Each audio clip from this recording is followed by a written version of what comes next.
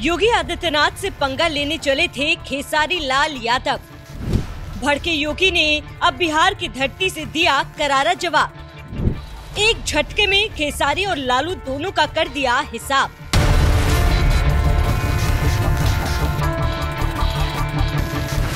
अयोध्या की पावन धरती पर भव्य राम मंदिर का निर्माण हो और उस भव्य मंदिर में राम लला विराजमान हो, इसके लिए लड़ाई लड़ने की जिम्मेदारी क्या सिर्फ बीजेपी की थी?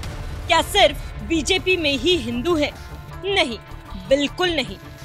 लेकिन इसके बावजूद बात जब राम मंदिर आंदोलन की हो तो बीजेपी ने न सिर्फ इस आंदोलन में बढ़ चढ़ कर हिस्सा लिया, अपने हर चुनावी घोषणा पत्र में राम मंदिर निर्माण के एजेंडे को भी गर्व से शामिल किया। और 22 जनवरी साल 2024 को वो पावन दिन भी आ गया जब राम लला भव्य राम मंदिर में विराजमान हुए।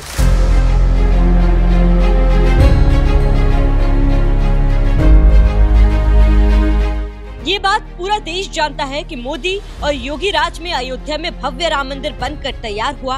और आज जब बीजेपी टंकी की चोट पर बिहार में राम मंदिर का जिक्र कर रही है तो सबसे ज्यादा तकलीफ लगता है लालू यादव और तेजस्वी यादव की पार्टी आरजेडी को हो रही है। इसीलिए गले में हरा गमछा डालकर नए नए आरजेडी नेता बने खेसारी लाल यादव भी राम मंदिर के विरोध में जुबान खोलने लगे हैं और कहने लगे हैं कि राम मंदिर की जगह अस्पताल बना देना चाहिए था। क्या राम मंदिर से हमारे बच्चों का भविष्य तय होगा? राम मंदिर को लेकर ही वोट मांगते हो तो मैं मस्जिद पे टिप्पणी क्यों करूं? मेरे कहने का मतलब कि राम मंदिर बनाना जरूरी है, बट क्या अस्पताल बनाना जरूरी नहीं है? रोजी रोजगार जरूरी नहीं है? शिक्षा जरूरी नहीं है? रोजी रोजगार के लिए ट्रम्प को वोट करने जाएंगे हम कि आप ही को करेंगे? आप ही को किए हैं। मैं ये कह रहा हूं कि अब बनाइए, दुनिया में सारे हर जगह मंदिर बना दीजिए, लेकिन मंदिर से हमारे बच्चों का भविष्य तय हो जाएगा। राम मंदिर निर्माण पर सवाल उठा रहे खेसारी लाल यादव को लगता है कि मंदिर बनने से बच्चों का भविष्य तय नहीं होगा, लेकिन बिहार में तेजस्वी सरकार बनने पर जरूर बच्चों का भविष्य तय हो जाएगा। जिसका एक ट्रेलर उस वक्त देखने को मिला जब जिला समस्तीपुर के मोइनुद्दीन नगर विधानसभा क्षेत्र में आरजेडी के मंच से एक बच्चे ने कहा, बनने दो तेजस्वी भैया को मुख्यमंत्री, तब हम कट्टा लेकर घूमेंगे तो लोग हमें रंगदार कहेंगे।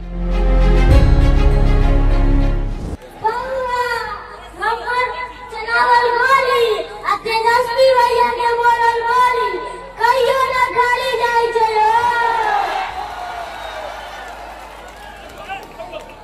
के चंगड़ी के लठिया लेके घुमाची के काजी गवार दे बने नहीं सीएम तेजस्वी भैया के कट्टा लेके घूमो ना तो कहियो रंगदार।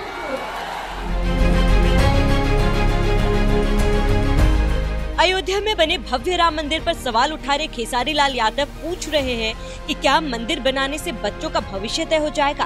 तो उन्हें अपने नेता लालू यादव और तेजस्वी यादव से पूछना चाहिए कि बिहार की सत्ता में आने पर क्या इसी तरह से बच्चों का भविष्य तय होगा? ये सवाल शायद खेसारी लाल यादव अपने नेताओं से नहीं पूछेंगे, क्योंकि ये बात वो भी अच्छी तरह से जानते हैं कि जंगल राज शब्द बिहार में तभी आया जब सत्ता में उनके नेता लालू यादव और राबड़ी देवी की सरकार आई थी। और रह गई बात राम मंदिर की, तो उन्हें बिहार की धरती से योगी आदित्यनाथ ने इशारों इशारों में कैसे मुंह तोड़ जवाब दिया, वो भी सुन लीजिए। याद करना, कांग्रेस कितनी भी बड़ी घोषणा करे, आरजेडी कोई भी घोषणा करे, कभी विश्वास मत करना, कभी विश्वास मत करना है। याद रखना, जो राम का नहीं हुआ वो हमारे किसी काम का नहीं होगा। जाके प्रियन राम वेदेही तजिए ताहि कोटि बैरी सम जद्यपि परम स्नेही। याद रखना, जो राम द्रोही है वो हमारा भी विरोधी है। जो राम का द्रोही है वो आपके किसी काम का नहीं है, किसी काम का नहीं है। राम द्रोही राम राज्य नहीं ला सकता, वह जंगल राज ही लाएगा। और इन लोगों ने यही किया है, आगे भी यही करेंगे। इसलिए आपसे अपील करने के लिए आया हूं।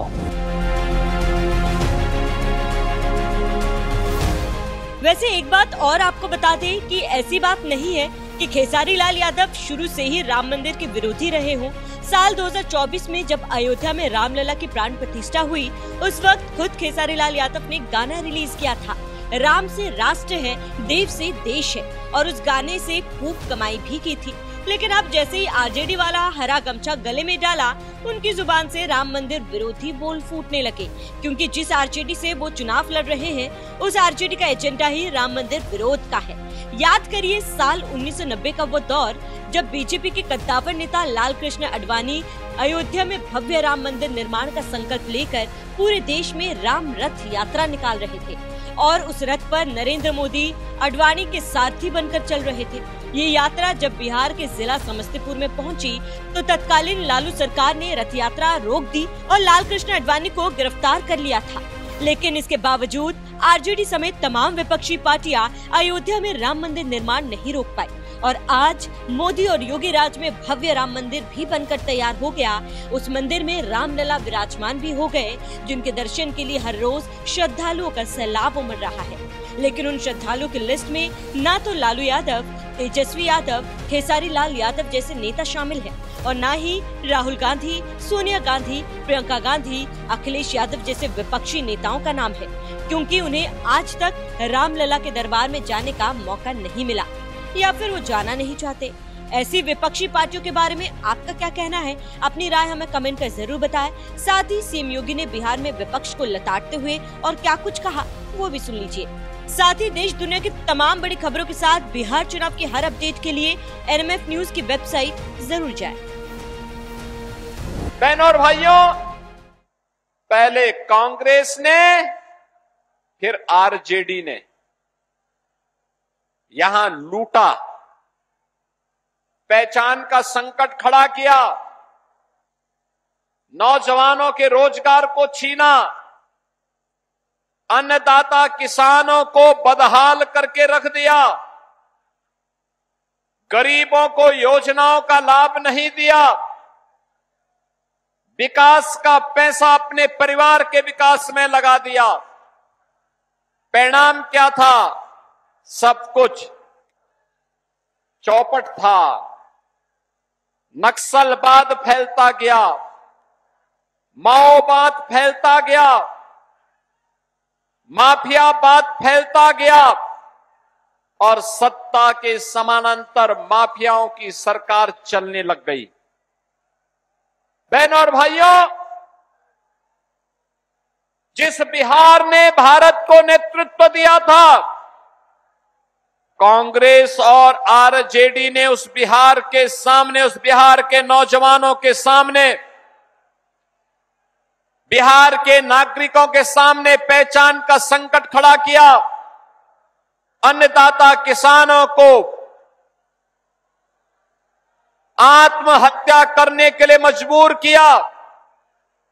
बेटी और बहन के ऊपर सुरक्षा का संकट खड़ा किया, और जब भी कानून व्यवस्था खराब होती है तो युवा परेशान होता है रोजगार के लिए, बहन और बेटी सुरक्षा के लिए परेशान होती है, व्यापारी अपना व्यापार समेट करके पलायन करता है, बाहर का कोई निवेशक नहीं आता है, और परिणाम होता है विकास बाधित हो जाता है।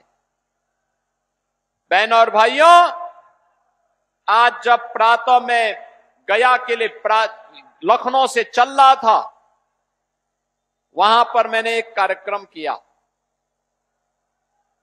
उत्तर प्रदेश में आरजेडी और कांग्रेस का एक पार्टनर है समाजवादी पार्टी। समाजवादी पार्टी का एक वहां पर माफिया था जो उसका शागिर्द रहता था। उस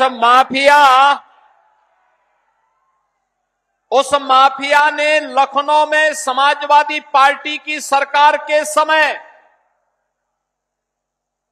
एक नहीं, गरीबों की जमीन पर और सरकारी जमीन पर 4 किले नुमे मकान बना डाले थे।